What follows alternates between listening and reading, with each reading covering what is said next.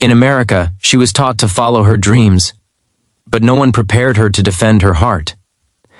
The night she ran away, the sky did not cry for her. It was clear, painfully clear, as if the world refused to acknowledge the storm raging inside her chest.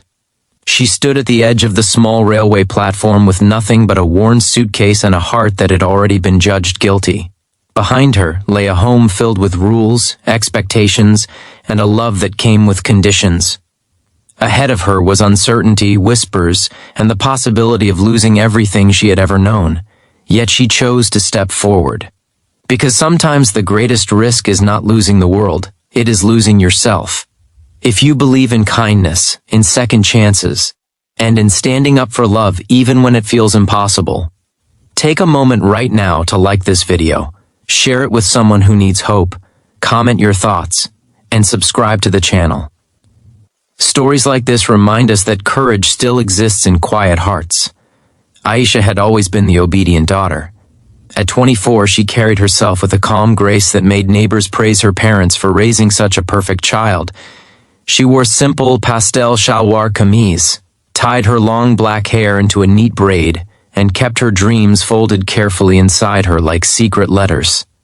She worked at the local clinic as a receptionist, greeting patients with a soft smile, never imagining that one ordinary afternoon would change the course of her life. That was the day Daniel walked in. He was not from her town. He was a volunteer doctor, temporarily assigned to help at the overcrowded clinic.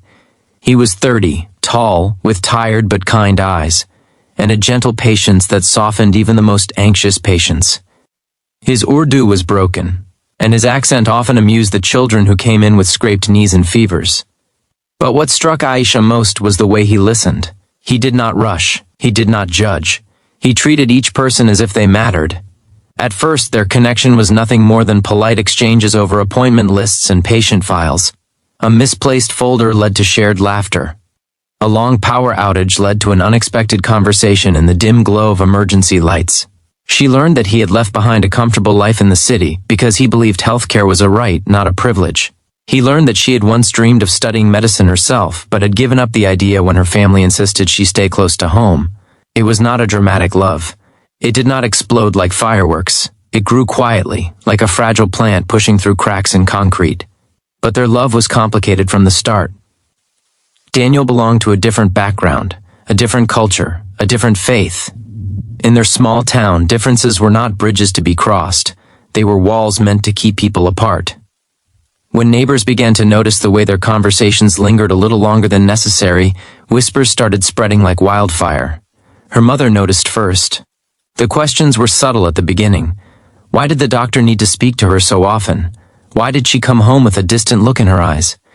Aisha tried to deny what even she was afraid to admit. But love has a way of revealing itself in the smallest details. A blush, a smile that appears without reason, a silence that feels too full. When her father found out, the reaction was swift and merciless. He did not shout at first. His disappointment was colder than anger. He spoke of honor, of reputation, of the sacrifices they had made for her. He reminded her that families like theirs did not cross such boundaries. He spoke as though her feelings were a betrayal, as though her heart had committed a crime. Aisha felt torn between two worlds. On one side was the family who had raised her, who had protected her, who had shaped her understanding of right and wrong. On the other side was a love that felt pure, respectful, and sincere, a love that did not demand she change who she was, but encouraged her to become more. Daniel never pressured her. When she told him about the tension at home, he listened quietly, his expression heavy with concern.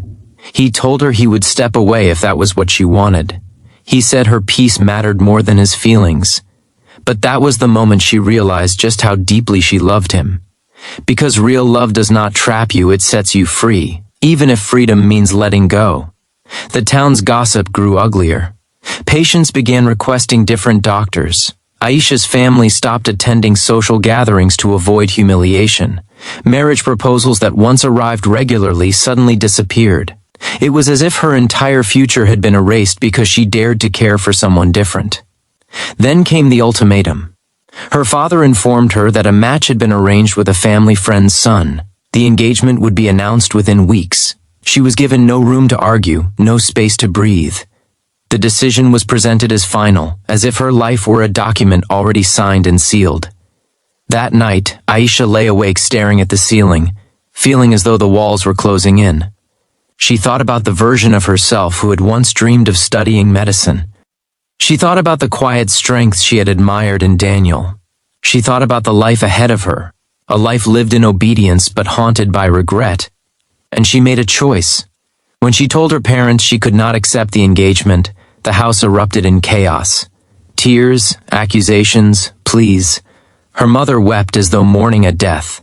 Her father's voice trembled with rage and heartbreak.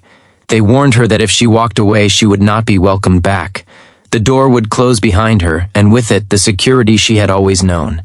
It is easy to romanticize bravery. It is much harder to live it. With shaking hands, she packed a small suitcase. She left behind her childhood photos, her favorite books, the comfort of familiarity. She left behind the only home she had ever known. Daniel was waiting at the railway platform, not with grand promises, but with quiet determination. He had arranged for them to move to a larger city where no one knew their names. He had found work at a hospital and had helped her apply for evening classes so she could pursue the education she once abandoned. The early days were not easy. Money was tight. The city felt overwhelming. There were nights when Aisha cried silently, missing her mother's cooking, her father's protective presence, the laughter of her younger cousins. There were moments of doubt when she wondered if love alone could truly sustain a life. But slowly, things began to change. She enrolled in pre-med courses, spending long hours studying while working part-time at a pharmacy. Daniel supported her not with grand gestures, but with small acts of care, leaving tea by her desk, proofreading her assignments, reminding her of her strength when exhaustion threatened to break her. Years passed. The girl who once stood trembling on a railway platform became a woman in a white coat, walking confidently through hospital corridors. The first time she treated a patient on her own, she felt a surge of gratitude so powerful it nearly brought her to her knees. She had not just chosen love, she had chosen herself. News from home was scarce at first. But time has a way of softening even the hardest hearts. A distant cousin sent word that her mother often asked about her, that her father, though stubborn, kept her old room exactly as she had left it. Then, one afternoon, as she finished a long shift, she saw a familiar figure sitting in the hospital waiting area. Her father looked older, his hair grayer, his posture slightly bent. For a moment neither of them moved. The years of silence hung between them like a fragile bridge. He had come because her mother was ill and needed specialized treatment available only at that hospital. Aisha did not hesitate. She stepped forward, not as a defiant daughter, but as a doctor. She arranged consultations, ensured her mother received the best care, and stayed by her bedside through the nights. She did not mention the past. She did not demand apologies. And in those quiet hospital corridors, something began to heal.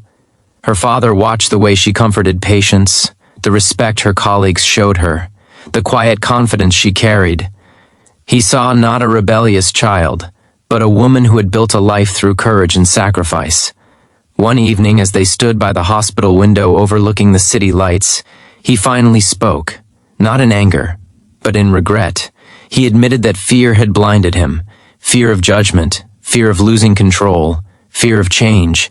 He confessed that he had mistaken her strength for disobedience. Forgiveness did not erase the pain of the past, but it created space for a new beginning. Aisha realized then that risking everything had not been about choosing one love over another. It had been about believing that love, in its truest form, does not divide, it expands. Today, years later, she sometimes returns to that same railway platform when visiting her hometown. She stands there not with fear, but with gratitude. She knows the cost of her choice. She remembers the nights of loneliness and doubt, but she also sees the life she built, the patience she has healed, the family slowly mended. If this story touched your heart, if it reminded you of someone who fought quietly for their happiness, please take a moment to like this video, share it, and subscribe to the channel. Your support keeps these stories alive. And before this story ends, I have a special request. Comment the word courage if you believe that love is worth standing up for, even when the world does not understand. Because sometimes, the bravest thing a person can do is step onto a train with nothing but hope in their hands. Sometimes risking everything is the only way to truly live. And sometimes, the love no one understands becomes the very love that changes everything.